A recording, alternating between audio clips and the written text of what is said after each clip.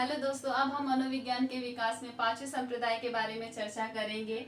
Gestalt मनोवैज्ञानिक। Gestalt एक German शब्द है जिसका अर्थ होता है एक संगठित पूर्ण, अर्थात किसी भी समस्या को छोटे छोटे टुकड़ों में हल करने की बजाय उसकी समस्या के संपूर्ण रूप को एक साथ हल करना। इस प्रकार इस संप्रदाय के जन्मदाता है वर्डहाइमर। कोहलर कोफक्का वर्डहाइमर के ही सहयोगी थे जिन्होंने इस संप्रदाय को आगे ले जाने का कार्य किया।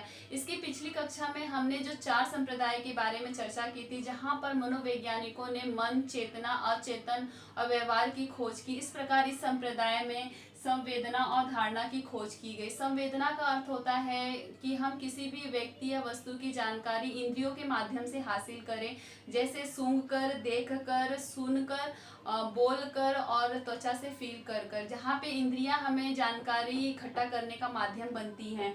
और धारणा का अर्थ होता है जहाँ अपने मन में किसी भी व्यक्ति या वस्तु को लेकर अपनी एक धारणा बना लेना। जैसे अगर किसी दो व्यक्ति को आकाश में देखने के लिए कहा जाए तो वो दो व्यक्ति अपने आकाश को लेकर अपनी अपनी धारणा बना लेते हैं। इस प्रकार इस अध्ययन का केंद्र बना संपूर्ण अपने हिस्से के योग से अधिक।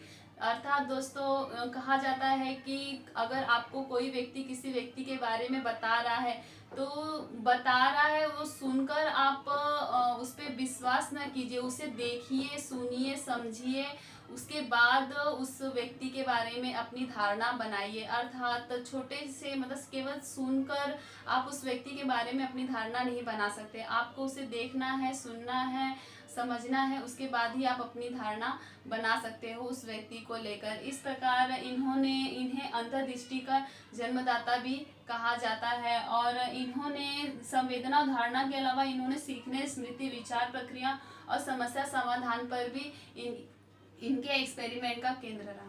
दोस्तों, इसके अलावा हम दूसरा एग्जाम्पल ये ले सकते हैं कि कुछ लोगों के मन में सी-टेट को लेकर एक खौफ रहता है कि ये बहुत हार्ड है, ये हमसे क्लियर नहीं होगा। अर्थात कोई व्यक्ति उन्हें आकर ये कह दे कि ये तो तुमसे क्लियर होने वाला नहीं है, तो बहुत हार्ड है, तो केवल उस व्यक्ति की बातें सुनकर वो अपने मन में एक धारणा बना लेते हैं सी-टेट को लेकर, जो कि उन्होंने केवल एक हिस्से पर ध्यान दिया। इसमें इस अध्ययन का मतलब ही ये है कि हमें एक हिस्से पे ध्यान नहीं देना है बल्कि संपूर्ण हिस्से पे ध्यान देना है।